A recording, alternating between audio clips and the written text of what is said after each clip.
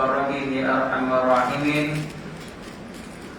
وقال النبي صلى الله عليه وسلم أكثروا من ذكر هذه اللذات يعني الموت يعني القيامة. أيها المسلمين والمسلمات اتقوا الله حق تقاته ولا تموتن إلا وأنتم مسلمون. Diraihkan sah pimpinan surau At-Taqwa, sah pimpinan masyarakat setempat, hadirin hadirat, tuan-tuan haji dan ibu-ibu hajah, para ustazah. Mudah-mudahan kita sentiasa berada di dalam lindungan Allah Subhanahu wa taala. Pertamanya kita bersyukur sebanyak-banyaknya kepada Allah Subhanahu wa taala bila mana masih lagi sihat dapat kita berjumpa dalam siri kuliah malam pertama di alam kubur. Mudah-mudahan tuan-tuan dan puan-puan dilimpahi dengan takwa sempena dengan nama surau tuan-tuan dan puan-puan. Mudah-mudahan tuan-tuan dan puan-puan mendapat apa yang dikatakan takwa, insya-Allah. Baik, kita hadiahkan Fatihah khusus kepada mak Ustazah Ros. Kabarnya dia WhatsApp dekat saya, dia kata mak dia kritikal. Mudah-mudahan dengan barakah Al-Fatihah yang kita baca, Allah Ta'ala permudahkan segala urusan, sihatkan tubuh badan ini beliau, insya-Allah. Al-Fatihah. Bismillahirrahmanirrahim. Alhamdulillahirabbil alamin, arrahmanirrahim, maliki yaumiddin. Iyyaka na'budu wa iyyaka nasta'in. Ihdinas siratal mustaqim, siratal ladzina an'amta 'alaihim ghairil maghdubi 'alaihim waladdallin. Amin. Baik. Saya baru ni tuan-tuan, ada orang suruh saya baca Yasin, bawa Yasin. Dan tuan-tuan jugalah. Tapi yang sakit Covid ni budak muda, umur 35. Dah ada 2 dos. Jadi kita ni dah ada 2 dos, jangan kita ingat macam kita Superman pula. Tak payah pakai topeng apa semua. Kita ambil ubat tu ikhtiar je. Kita ambil ubat tu ikhtiar je. Ramai juga orang yang ambil vaksin meninggal. 28,000 lebih. Jadi ikhtiar tetap ikhtiar. Tapi bila sampai masa Allah Ta'ala nak jemput, tak ada benda yang boleh menghalang. Iza jaa ajaluhum la yasta'khiruna sa'. Jadi kalau kita dah pergi ke mana-mana, kita dah rasa 2 dos, dah ambil 2 dos, dah ambil 3 dos, jangan kita rasa macam tu boleh bawa syirik. Yang melindungi kita ialah Allah. Sakit, susah, senang, tidak ada yang beri manfaat, tidak ada yang beri mudarat melainkan Allah. Ikhtiar, wajib ikhtiar. Kan kita ahlu sunnah wal jamaah. Apa makna ahlu sunnah wal jamaah? Ikhtiar wajib tapi tak memberi bekas. Itu ahli sunnah wal jamaah. Pergi kerja, tapi bukan kerja tu yang membelikan kita rumah, bukan kerja tu menjadikan kita kaya, bukan. Yang menjadikan kita kaya Allah. Makan ubat, makan Panadol, bukan Panadol tu yang menyembuhkan.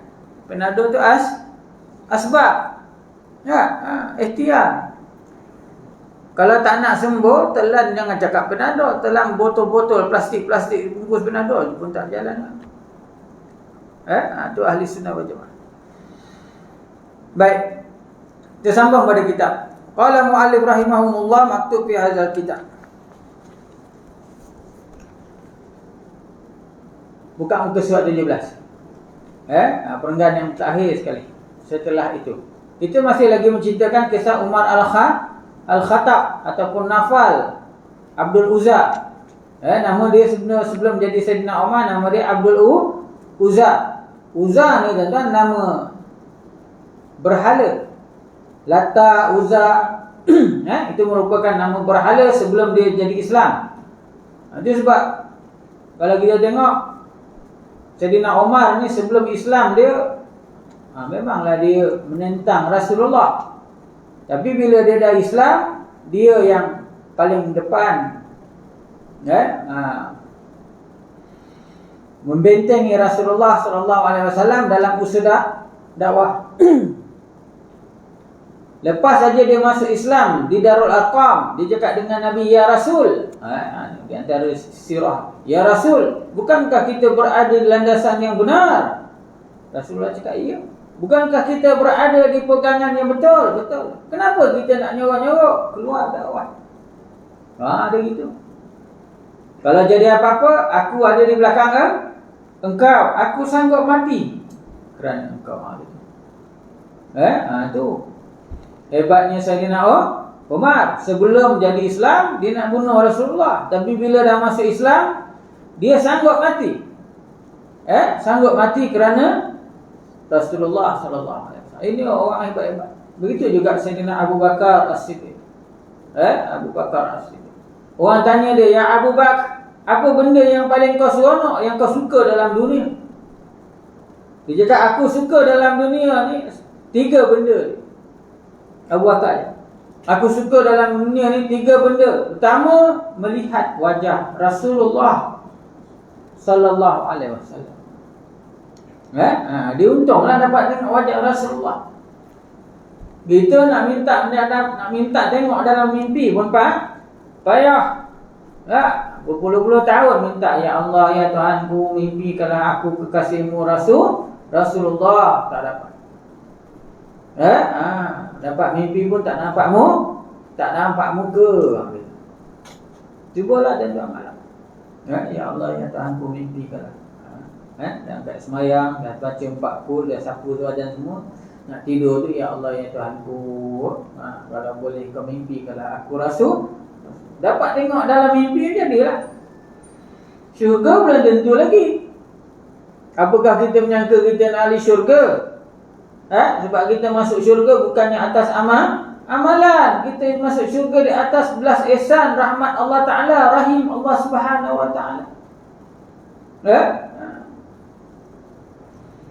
Jadi dia cakap, pertama aku suka tengok muka Rasulullah. Ada tak bayang?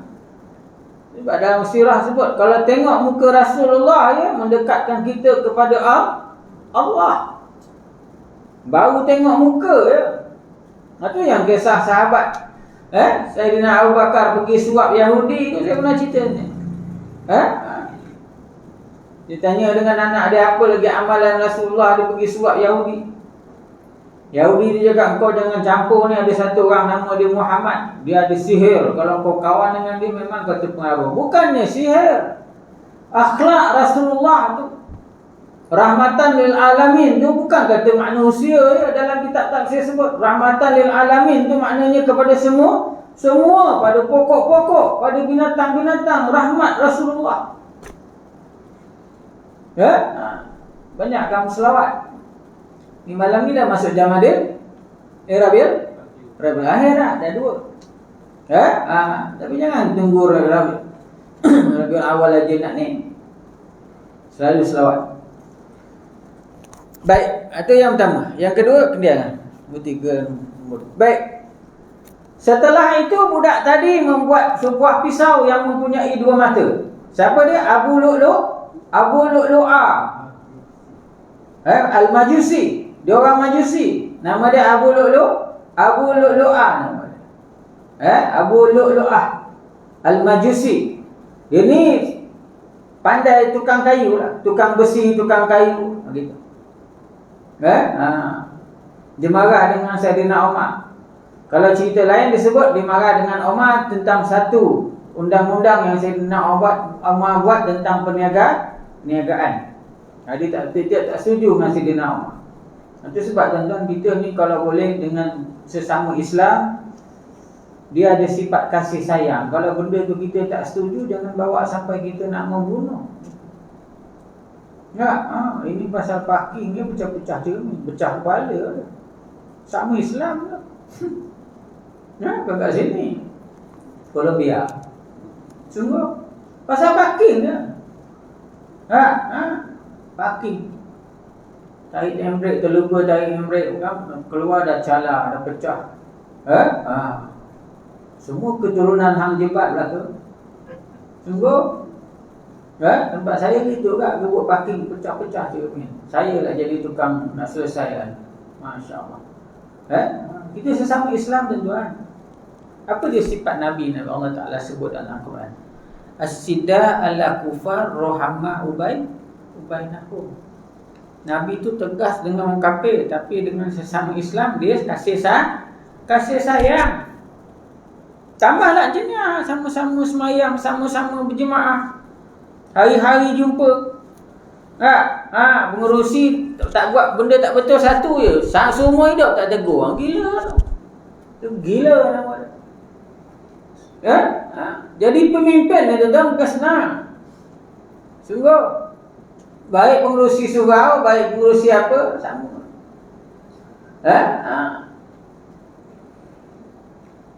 Duit surau kita bagi bantuan pada orang marah. Tak bagi bantuan dia cakap simpan duit. Itu. Bila kita bagi bantuan habiskan duit surau banyak. Sebenarnya nak apa? Itu. Masalah. Sebenarnya kita kena dikasih sayang sesama Islam. Lebih-lebih lagi sama-sama pakai kepiah. Sama-sama makan, sama-sama minum, sama-sama belajar, duduk depan nikah ada jamuan, tak ada lagi. Saja dia cakap. Sungguh saya tuan-tuan, saya pengurus jenazah. Bila ada satu orang tua tu dimakan dengan saya tengah hari, saya cakap, ini fitrah manusia. Fitrah manusia. Saya cakap, Tuan Haji, banyak makan, saya tengok dia ambil nasi tinggi. Itu ambil nasi tinggi, itu bukan fitrah. Itu melantak namanya. Biar dia ambil sikit, tambahlah lagi, apa Mahathir cakap? Berhenti ketika sedap. Itu Mahathir. Kalau tuan-tuan nak 96, 97. Kalau tak nak, lantaklah. Sungguh. Dia buat tu apa yang Nabi sebut.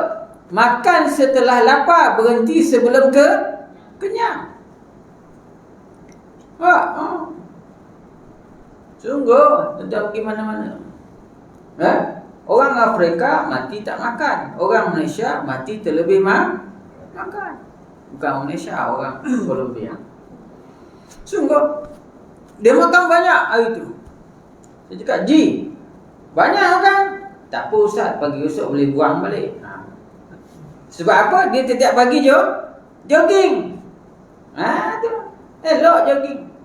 Dia kalau jogging bawa anggumah dia. Tuan-tuan ada bawa anggumah jogging? Mana ada? Tuan tidur, anggumah pun tidur.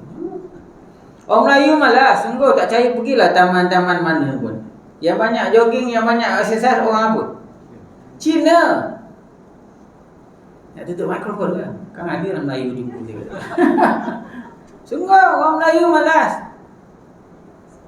Pergilah taman mana pun. Tak kira lah main cikang ke apa ke, tai chi ke apa ke, berjalan ke, melompat ke apa ke. Yang banyak exercise bangsa Cina. Dia ambil kesempatan. Melayu lepas makan nasi lemak, kena sotong, kena telur, kena teh tarik, lepas tu tidur. Bila dia exercise, Encik, kalau Encik tak ada pergi jogging lagi 3-4 bulan, Encik boleh kena stroke. Dia bangun. Kalau orang belum sembahyang subuh, kita dah jalan dah. Sungguh, tuan-tuan, kita makan ada limit. Bukan, Islam ni syumul. Apa makna syumul? Menyeluruh. Kenapa kita selalu tengok Islam is the way of life? Islam cara hidup Islam adalah cara hidup. Maknanya apa? Semua sekali. Nabi kalau tuan-tuan baca sirah, Nabi gemuk ke kurus? Tak gemuk, tak kurus. Tak tinggi, tak rendah. Dia duduk sama orang tinggi tak nampak tinggi. Dia duduk sama orang gendah tak sampai Allah. Pipi kemerah-merahan, rambut. Bacalah sirah Nabi. Allah, aku dapat bayang muka Nabi dia. Tu yang Sayyidina Abu Bakar suka tengok muka Rasul. Aku suka tengok muka Rasul. Dia cakap, Haji, banyak makan. Besok tak apa Ustaz. Dia orang negeri 9. Tak apa Ustaz, besok boleh buang balik. Dia fikir besok dia boleh pergi jogging. Waktu tu nak apa? Sebelum Zuhur. Ada sahabat buat kenduri nak pergi umrah. Ini saya cerita bukan cerita makan ni tuan-tuan. Cerita mati ni. Cerita mati yang saya sebut. Mati ni maknanya ada 3 keadaan mati. Hari-hari saya jumpa dia berlari. Saya cakap, kenapa Haji lari buat kayu? Sebab sini banyak anjing. Dia jalan, bini dia depan, belakang. Memanglah ada tetua bini. Dulu kalau masa berendut, jalan sama kokpit tangan, I love you. Orang Melayu juga. Masa muda tidur berlagi hidung, dah tua belaga punggung. Masa muda tidur bau wangi, dah tua bau minyak angin. Tu memang kaedah. Itu fitrah tuan-tuan. Sungguh tak saya gelak lah. Saya pun sama juga macam tuan-tuan. Cuma saya pesan yang muda-muda ni, kalau nak bawa berjalan orang rumah, masa muda. Jangan gigi dah kena boleh cabut, rambut dah putih berjalan. Sungguh nak berjalan masa muda. Plan cukup-cukup. Pergi haji umur 40. Lepas balik haji, carilah mana-mana duit, jalan sampai umur 50. Jalan tengok. Tafakkaru fil halqillah wala tafakkaru fi zatillah. Nabi sebut, pergilah lihatlah kebesaran Allah Taala, jangan fikir zat Allah Taala. Lepaskan yang wajib dulu. Apa dia? Pergi haji. Lepas tu bawa orang rumah berjalan. Ini dah 60 pincin baru berjalan. Tongkat dah. Dah tak boleh nak makan, dah tak boleh nak minum. Gigi pun tidur. Waktu tidur gigi dalam bilik air. Baru nak berjalan. Sungguh kita belajar daripada apa yang orang dulu alami gitu. Bawa orang rumah pergi Kashmir, Saji. Umur berapa? 40, 48, bini 45. So anak pergi.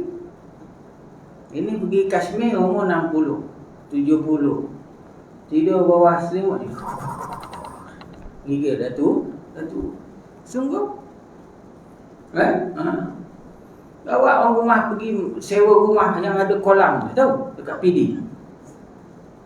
Hibiscus, tahu? Mandilah telanjang laki bini, apa salah? Bukan bini orang. Tapi bila dah 60, sanggup ke nak telanjang? Cuba 40 ni.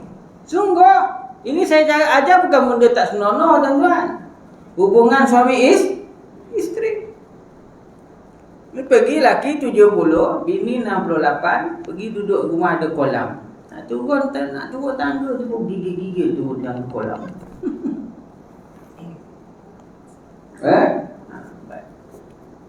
Asal ke situ.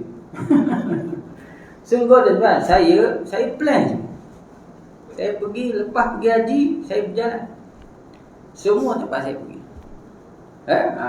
Maldives itu tak sempat sebab PKP. Kalau tidak saya dah pergi Maldives, New Zealand, Korea, semua saya dah pergi dah. Jalan. Sebab apa? Sebab dah pergi haji. Sebelum tu orang ajak pergi macam-macam. Pergi Jepun, pergi China, pergi apa, saya tak cakap tak nak. Dapat je pergi haji, waktu tu saya plan. Lepas pergi haji kita jalan. Sebab benda yang wajib lepaskan dulu. Pergi haji elok. Tanya orang yang dah pergi haji ni, pergi elok muda ke tua? Muda.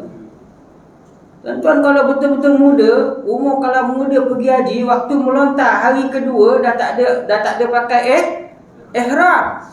Dah tahlul malam tu, hari kedua tu boleh berlari jogging 8 kilo pergi balik. Pergi 4 kilo, balik 8 kilo, balik 4 kilo. Pergi naik bukit, balik turun bukit 4 kilo. Dah 60, 70 baru nak pergi. Lepas tu dengan kencing manis tinggi apa semua. Sampai tengah jalan muka dah merah. Hari kedua jawabnya pergi jumpa doktor, suruh orang upah melontar. Semua. Ya. Baik. Allahu Akbar. Saya sampai tadi. Penggunaan pisau itu dengan memegang bahagian yang ada di antara dua matanya. Jika seseorang ditusuk dengan saya lupa nak cakap. Orang tua tu tadi cakap, "Ustaz, besok saya boleh buang." Ingat dia nak jogging macam biasa. Petang tu tuan-tuan, lepas sembahyang asar, dia terpijak sabun dalam bilik air, kepala dia tergantuk, meninggal. Saya mandikan dia sambil menangis. Sebab dia cakap dengan saya tadi, dia besok nak jogging. Dia baik dengan saya, selalu borak-borak dengan saya. Mak saya tanya dia, dapat duit apa? BRIM. Masa tu BRIM. Dapat duit BRIM. Tak dapat tu Ustaz, nama saya tak tahu. Betul tak dapat? Dapat kat rumah. Meninggal.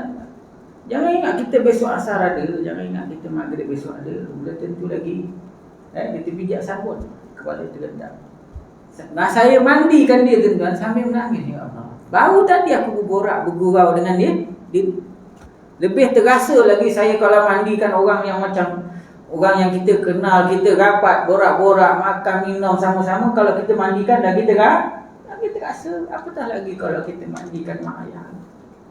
Itu sebab baiknya yang anak mak ayah, kalau meninggal yang mandikan ialah anak. Sebab ayah kita mesti lembut. Allah Akbar. Pegang kaki dia. Inilah kaki dulu yang cari rezeki besarkan aku.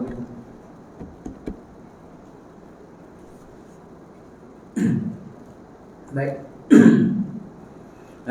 Tak sempat meninggal. Sehat. Lalu saya jemput. Akhirnya tak boleh juga. Baik. Penggunaan pisau itu dengan membangun bahagian yang ada di antaranya dua mata. Maknanya pisau itu ada dua mata. Jika seseorang ditusuk dengan satu matanya akan terbunuh. Demikian juga bila ditusuk dengan mata yang lain, budak itu juga melumuri pisau tersebut dengan racun. Ini memang nak bunuh. Memang nak bunuh. Kalau tuan baca Saidina Umar, Saidina Abu Bakar, Saidina Ali, Saidina Osman, semuanya mati dibunuh.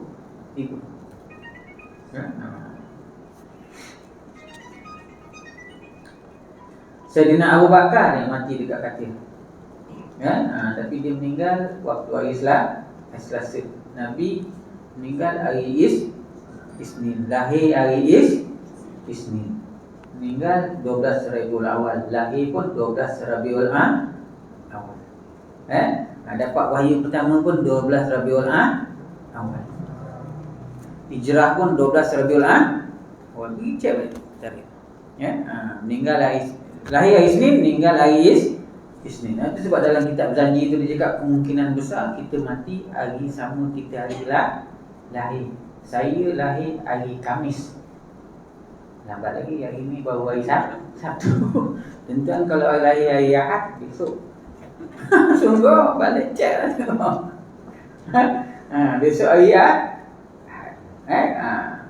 Ada yang tak tahu lahir apa. Balik tengoklah tuan. Tengok aku lahir. Besok hari apa. Tak semestinya, tapi kebanyakannya macam kami lambat lagi. Ahad, Isnin, Selasa, Rabu, 5 hari. Budak itu juga melumuri pisau tersebut dengan racun. Di situ dalam pisau tu 2 mata. Dia buat lagi, tahu kan? Racun. Untuk apa? Ini niat membunuh. Niat membunuh.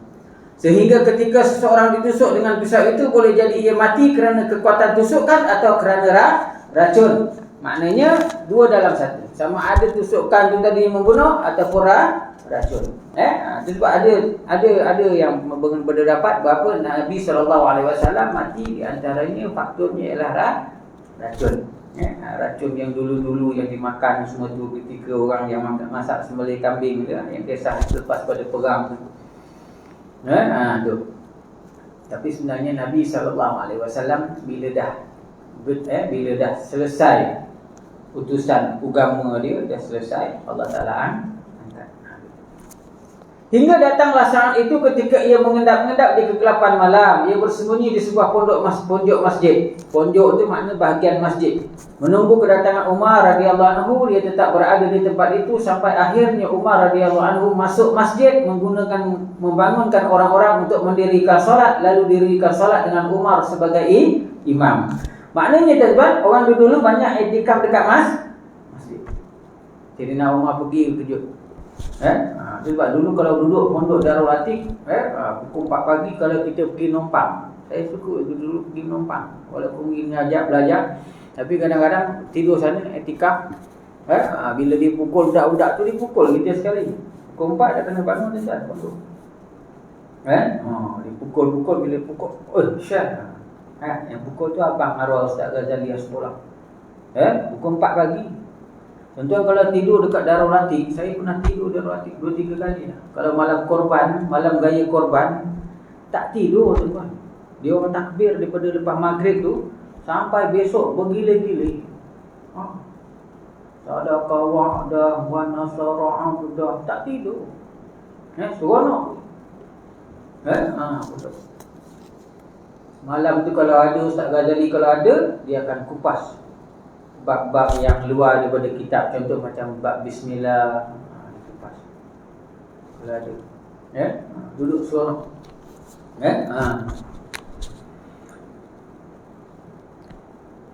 Saidina Umar masuk dalam sebuah masjid, kejut orang. Tentu jangan bayangkan masjid Saidina Umar ni macam masjid negara dah. Masjid dulu kecil. Masjid Nabi besar ke kecil? Masjid Nabi kecil tuan-tuan. Masjid Nabi itulah Raudah. Raudah sekarang tu, itulah masjid Nabi. Rumah Nabi mana? Tu kubur Nabi tu, makam Nabi tu, itulah bilik di antara salah satu bilik rumah Nabi. Kalau tuan-tuan baca sirah Nabi tuan-tuan, bila bulan puasa 10 terakhir, dia balik rumah ke tidak? Tak. Dia iktikaf dekat masjid. Orang Melayu 10 terakhir tu yang tak ada. Nabi 10 terakhir tu tak balik. Tidur dekat masjid. Dan Nabi ketika pagi nak sikat rambut, Nabi keluarkan kepala. Ulurkan kepala dekat rumah dia, sebelah rumah Aisyah, sikat rambut daripada masjid. Sebelah-sebelah. Maknanya masjid kecil zaman tu lah. Sekarang masjid Nabi dengan surau ni besar surau Nabi. Kalau asalnya lah. Sekarang besar lah. Payung Masjid Nabawi itu satu duduk ni tak. Dulu. Kita dulu. Zaman Saidina Umar ni Islam dah berkembang. Dah berkembang luas. Kenapa zaman Saidina Abu Bakar? Zaman Saidina Abu Bakar dia sibuk memerangi orang syirik, memerangi orang kafir, memerangi nabi palsu. Zaman Saidina Umar, zaman Saidina Umar lah mulanya menggunakan kalender Islam. Muharram, Safar tu semua zaman Saidina Umar. Zaman Saidina Umar lah yang mula-mula mengasingkan Al-Quran. Tapi zaman Saidina Umar, Quran dengan hadis dicantumkan sekali. Tapi zaman Saidina Osman bin Affan, barulah diasingkan Quran dengan hadis. Itu yang dinamakan Rasam Osmani gitu. Allahu Akbar. Umar berteriak. Ketika itu mula melantuni ayat-ayat Al-Quran. Budak tadi keluar dari persembunyiannya. Saidina Umar tadi jadi imam. Bila dia takbir, Allahu Akbar. Allahu Akbar mula-mula ni takbir apa? Takbiratul ihram. Dalam semayang ada berapa takbir tuan? Takbir ada dua takbiratul ihram, dan yang lain tu dinamakan takbir apa? Takbir intiqal. Takbir di antara perbuatan. Sujud ada berapa sujud? Sujud ada berapa? Sujud ada 3. Pertama sujud apa? Sujud sahwi. Sujud sahwi ni dalam sembahyang sebelum salam, itu sujud. Yang kedua sujud sujud syukur. Sujud syukur ni di luar sembahyang. Sujud sawi tadi mesti dalam sembahyang. Kalau dah salam lepas tu sujud, itu tak dinamakan sujud sahwi. Sujud sahwi ni kita lupa. Subhanallahi la yanamu wa la yashu. Itu kita baca, Maha suci Allah yang tidak mengantuk, tidak tidur. Sujud yang kedua tadi ialah sujud apa saya sebut tadi? Sujud syukur. Sujud syukur ni di luar sembahyang. Anak dapat 9A, jangan sibuk dulu, sujud dulu. Ini hebah cerita dengan orang. Sujud dulu. Allahumma lakal hamdu wa lakasyukur. Syukur. Nak angkat takbir ke tak nak angkat takbir, tak apa, sujud dulu. Jangan pernah tengok UFC. Khabib. Muka Khabib, muka apa? Muka Redha, apa nama dia? Dia menang, dia sujud dulu. Itu orang Islam. Walaupun apa sekalipun, pertama ingat Allah. Anak dapat 9A, Allah. Tengok keputusan, pergi cari tempat sujud. Allahumma lakal hamdu wa lakasyukur. Wahai Tuhan, pada Engkau aku memuji dan pada Engkau aku berterima kasih. Aku bersyukur. Itu sujud. Maknanya benda-benda yang besar. Dapat gaji besar, dapat anak, dah kahwin 10 tahun tak dapat anak. Kalau tidak tahun anak tu salah sujud syukur. Kalau nak sujud pun boleh, tapi maknanya sujud syukur ni satu-satu benda yang besar. Naik nama pergi haji, sujud syukur. Walaupun belum pergi lagi, sujud syukur, nama dana. Yang ketiga dinamakan sujud apa? Sujud tilawah. Sujud tilawah ni boleh berada di dalam semayang ataupun di luar semayang. Tengok ni. Yang tuan baca pagi Jumaat tu. Itu sujud tilawah, bukan sujud sejadah. Sujud tu sejadah tu sujud lah. Sujud sejadah maknanya sujud tilawah. Kalau kat luar kita baca Quran, kita baca ayat ni. Apa ayat dia?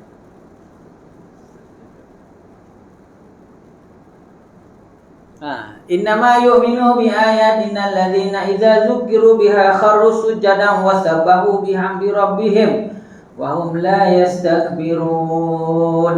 Sujud. Itu namanya sujud tilawah. Imam sujud baru boleh sujud. Imam tak sujud, kalau kita sujud batal sembahyang, sebab yang baca dia, bukan kita. Gitu. Ini bab fiqh tuan-tuan. Sujud tilawah. Orang baca, kita dengar kat luar, kita nak sujud, boleh tak? Boleh tak? Boleh lah, tapi yang betulnya orang yang baca tu sujud. Innama yu'minu bi ayatina, pada orang yang beriman dengan ayat-ayat kami.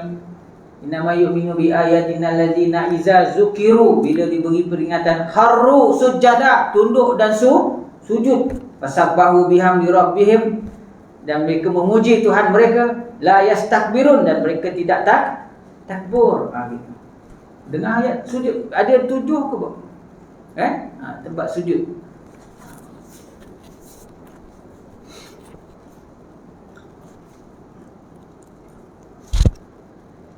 Tapi tempat saya tuan-tuan, kalau sujud sejadah ni saya bawa separuh-separuh. Rakaat kedua saya baca sebahagian. Sebab banyak orang tutu. Kadang dia cakap dengan saya, Ustaz, kalau bawa surah Al-Insan rakaat kedua panjang. Orang tutu all timer ni dia berdiri lama dah gigil. Tapi tu pulanglah kalau tengok muda tak apa. Dia sunnah ni sebenarnya begitu. Rakaat pertama sejadah, rakaat kedua Al-Insan.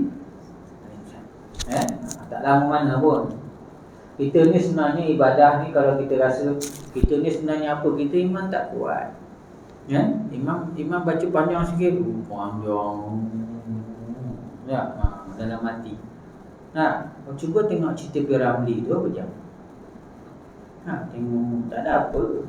Sebab apa? Kita seronok. Betul tak? Ni datang ni. Tu hari baru lagi saya datang. 2 bulan 10. Hari ni 6 bulan 11. Rasa lama ke kejap? Kejap. Sebab apa? Sebab tak kena kurung. Sungguh. Cuba kena kurung. Sebulan lama lagi. Sungguh. Ini 2 hari dekat ni, 2 hari kat tepi sungai, 2 hari kat PD, 3 hari kat kampung. Habislah sebulan. Cuba sebulan tu kena kurung. Lama. Lama. Sebab kita seronok. Itu sebab Nabi kalau sujud lama sampai Aisyah ingat Nabi dah meninggal. Sujud sampai ingatkan dah meninggal. Kita sampai meninggal tak sujud-sujud lama. Itu beza kita dengan Nabi. Ya. Aisyah tuan-tuan dia cakap aku pergi goyang Nabi, aku ingatkan Nabi dah meninggal. Sujud sampai orang ingat meninggal. Sampai Aisyah tanya, "Ya Rasulullah, ya Habibullah, engkau kekasih Allah. Kau dah dijamin syurga, kenapa kau nak sujud sampai macam ni?" Apa Nabi jawab? "Tidak bolehkah aku menjadi hamba yang bersyukur Allah?" Itu nikmat banyak ada tuan. Bangun pagi sihat, boleh bangun pakai baju sendiri, boleh pergi tandas, boleh berak, boleh kencing. Tak boleh berak pun masalah tuan, yang buat pasal. Tak boleh berak, tak boleh kencing, pergi tengok pergi hospital tu. Yang pokok pusat belon tu, tak boleh berak, tak boleh kencing. Kencing dan berak tu pun nikmat.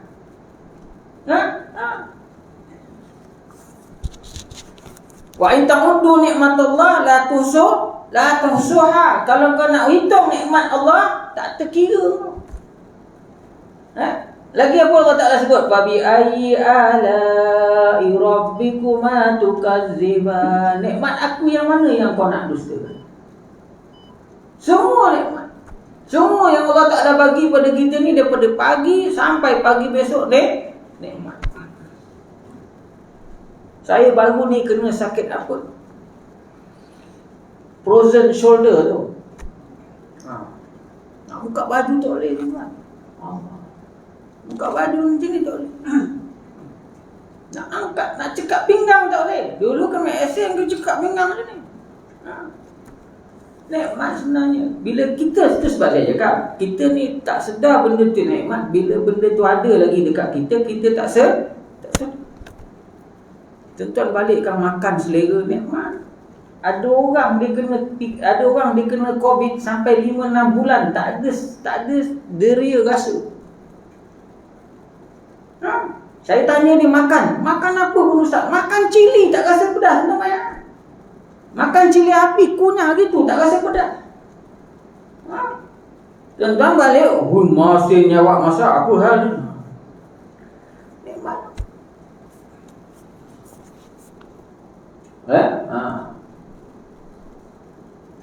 Baik. Melantunkan ayat Quran budak tadi keluar dari persembunyiannya secepat kilat dia menyerang Umar dengan 3 tusukan. Dia keluar tadi tuan, dia tikam tadi nak Umar 3 kali. Tusukan pertama mengenai dada, kedua mengenai perut dan yang terakhir mengenai bawah pusat. Bawah pusat ni maknanya dekat ari-ari. Atas pada kemaluan. Umar radhiyallahu anhu menjerit dan rebah ke tanah. Dalam pada itu ia mengulang-ulang firman Allah, wa kana amrullahi qadaran maqdura, dan ketentuan Allah adalah takdir yang pasti terjadi. Maknanya Sayyidina Umar itu redha. Saya cakap dengan tuan-tuan tadi mati 3 kenapa? Ketika arwah ayah saya hampir-hampir meninggal. Mati ni tuan-tuan, pertama mungkin kita tak sakit, tiba-tiba meninggal. Tak sakit, tiba-tiba meninggal. Tuan-tuan nak yang mana satu? Kalau pergi pilih lah mana satu. Yang kedua mungkin kita sakit sekejap, lepas tu sakit elok, lepas tu meninggal. Yang ayah saya kena ni tuan-tuan, dia sihat, tiba-tiba dia sakit teruk. Sebulan tu dia sakit teruk. Cek kanser tahap 4. Sebelum tu saya selalu pergi gila-gila adik-beradik jaga adik. Siang lah, malam mak tiri saya jaga. Saya ada mak tiri umur 30. Nak panggil mak pun salah. Sungguh, saya umur 50, dia umur 30 mati saya. Malam mati saya jaga. Sebelum tu saya masa jaga, tuan-tuan bayangkan doktor cakap dengan orang sebelah, Pakcik sekarang ni, sakit pakcik ni tahap 4, dah tak ada ubat. Bahasa kasar dia cuma menunggu mati. Tuan-tuan bayangkan, kalau tuan-tuan dapat dengar doktor cakap pada tuan-tuan macam tu, apa rasa?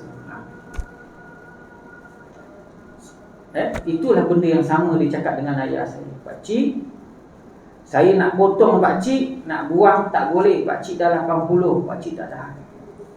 Buah pinggang pakcik pun dah mula rosak. Saya nak tebuk, nak buat tapak, nak cuci darah, tak boleh. Pakcik takkan tahan. Kalau ikut kaedah, kalau ikut ilmu doktor, pakcik lebih tahu. Pakcik pun Islam, saya pun Islam. Pakcik tak lama lagi.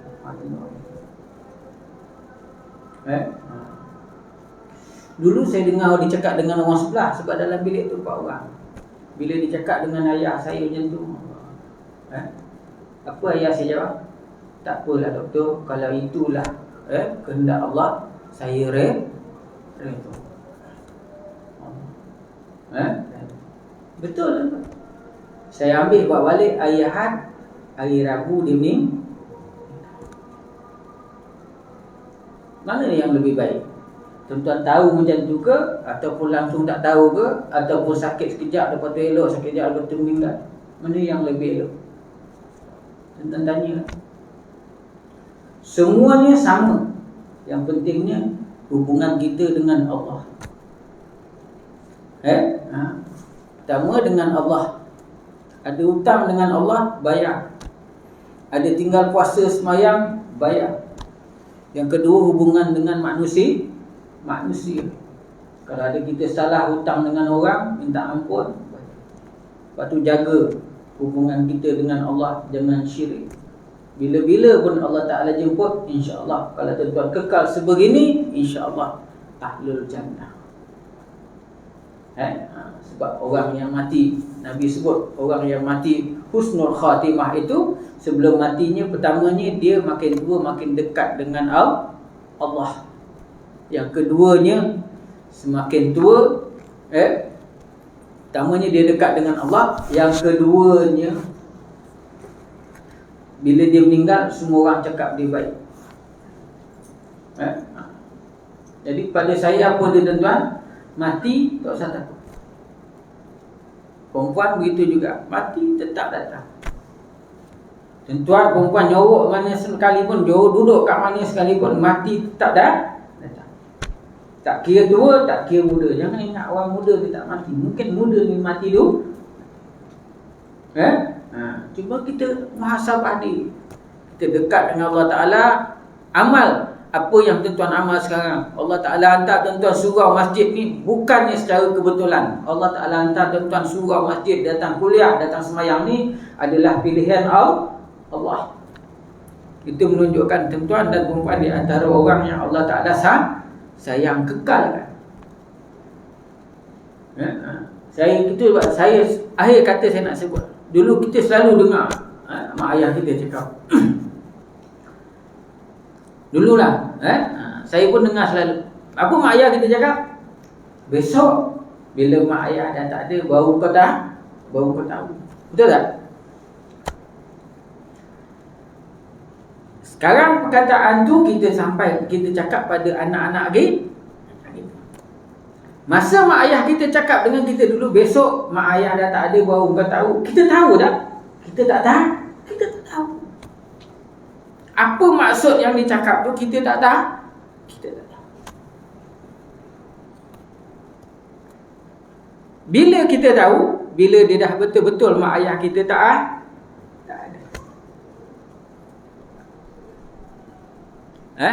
Bila mak ayah kita betul-betul dah tak ada, baru kita tahu apa benda yang dia cakap. Rupanya mak ayah ni dia macam tembok lah, benteng. Dia akan cuba menyelesaikan apa saja masalah anak. Itu yang kita sekarang cuba. Berusaha lah tuan-tuan. Selamatkanlah anak-anak tuan-tuan, selamatkanlah cucu-cucu tuan-tuan. Ajar dia orang tentang akhirat. Ingatkan dia bahawa dunia ini adalah jambatan pergi ke akhir. Sungguh.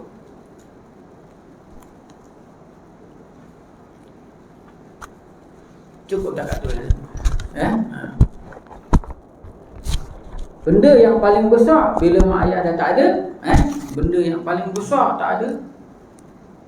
Sebab apa? Sebab dia wali kita. Benda yang paling besar tak ada, selalu saya sebut apa dia? Doa. Doa dia bimbingan dia dah tak ada. Baik, saya sambung insya-Allah pada ayat Quran tu nanti. Lalu Abdul Rahman bin Auf hari ni 6 bulan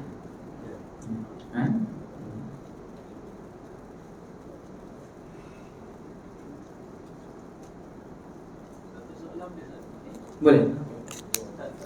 Dimasukkan dengan bila kita hutang, lepas tu kita mati. Roh kita tergantung kan maksudnya. Roh kita tak boleh naik atas. Kan disebut bila seorang yang beriman meninggal, orang Islam, orang yang beriman meninggal, dia akan disambut. Nanti ada dalam kitab ni, dia akan disambut oleh malaikat dengan kain yang dibawa, kain sutera yang dibawa daripada syurga. Dan roh tu akan dibawa ke langit, bertemu dengan penduduk-penduduk yang ahli syurga. Dan roh dekat atas nanti dia akan bertanya sesama sendiri, sepolan macam mana. Kalau kita ada hutang tu yang halang hutang tadi yang menghalang. Kita dah bagus, kita dah semayang, kita dah bagus, kita dah jaga semayang, kita orang bagus, tapi hutang. Sebab saya selalu pesan dengan tuan-tuan, kalau boleh umur dah berlanjut, apa yang ada pakai. Jangan sibuk nak beli Y-Supu, jangan sibuk nak beli Honda Prelude baru tu sah. Sungguh. Sebab sisa usia kita tu hanya menunggu mati. Pakailah apa yang ada sekadarnya. Kalau tuan-tuan banyak duit, beli cash. Dan selalu saya pesan, bila kita dah berumur gitu, rumah, tanah jangan lagi kita pegang. Lepaskan dunia. Umur 60, 70, dunia dah tak ada dah. Tanah semua dah bagi ke anak. Nak hibah-hibah lah mentara hidup. Apa yang ada pakai, beli cara cash. Kalau boleh. Sebab kita saya selalu sebut, ramai yang meninggal anak rumah ada satu, anak ada 4 orang, tinggalkan 4 nama lah dekat atas rumah. Itu bukan menyelesaikan masalah. Hutang tadi yang menyebabkan roh kita terawang-awang nak naik ke atas. Lekat dekat peti sejuk, cakap dengan orang rumah. Kalau orang rumah cakap dengan suami, aku hutang ada ni, kereta ada 13 bulan lagi, motor ada 2 bulan lagi, rumah macam ini ada insurans, tak apa. Rumah ada insurans. Tulis dekat situ. Lepas tu tulis nama pengurus jenazah, lekat dekat depan peti sejuk. Bukan lekat ni Hawaii, I love Korea kat depan tu, boleh. Tu benda yang penting tuan-tuan. Letak cakap dengan rumah apa hutang.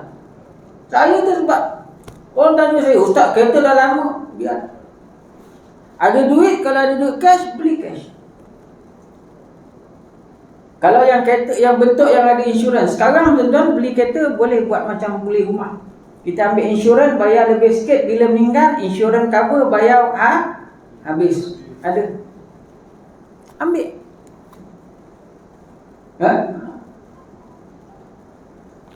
Banyak orang kadang-kadang meninggal tinggal tanah 10 hektar, 15 hektar, tak bagi ke anak, tak bagi ke aku, anak bergaduh sampai tak bertegur siapa, sampai Allah. Itu dalam. Kalau kita ingat benda tu semua, kita mati, kita ingat benda tu semua, kita atur elok-elok.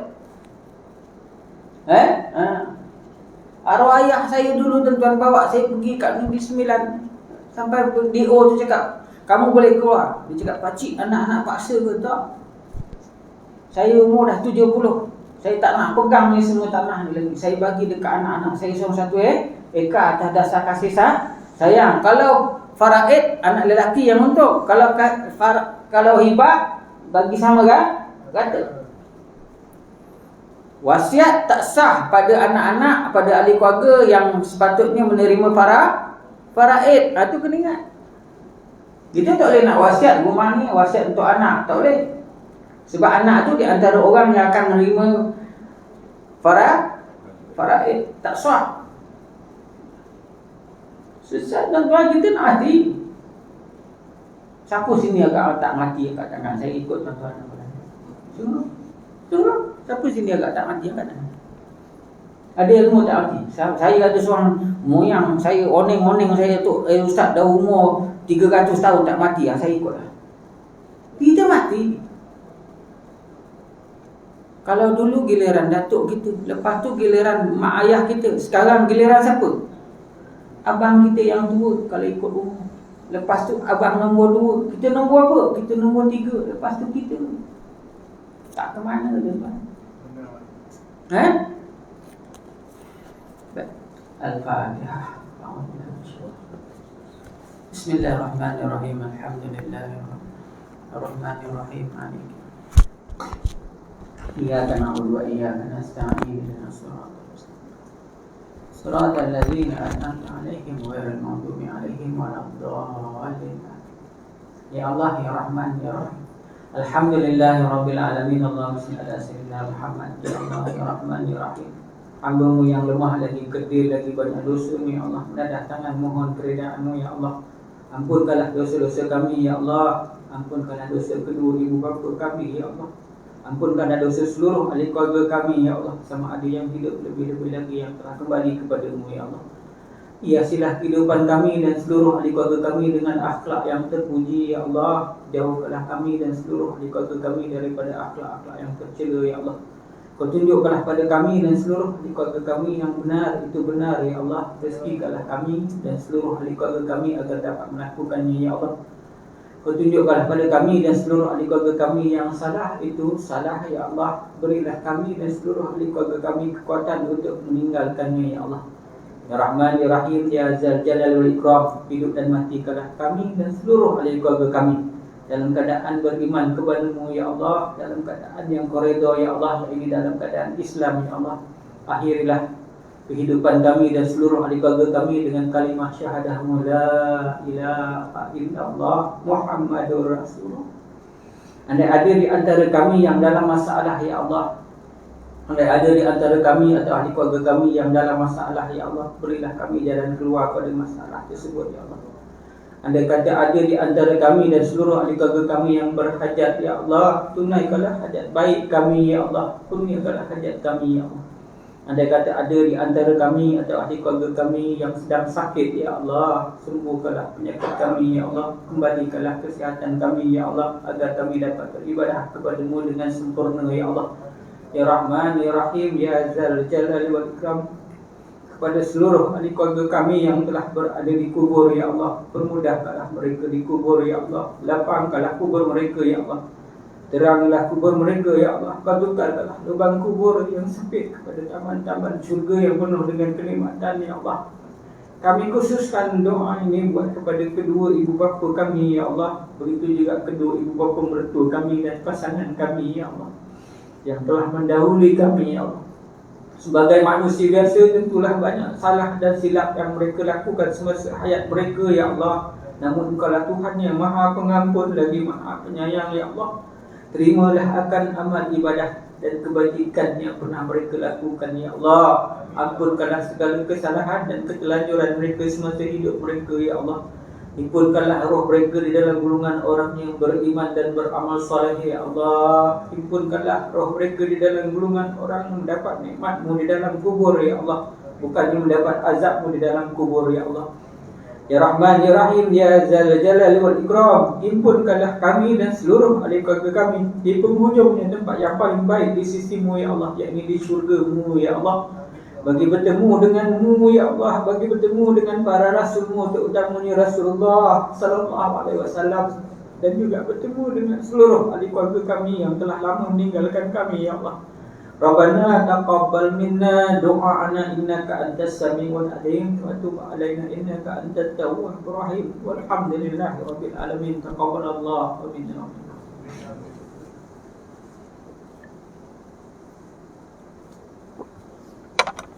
Jazakallah khair.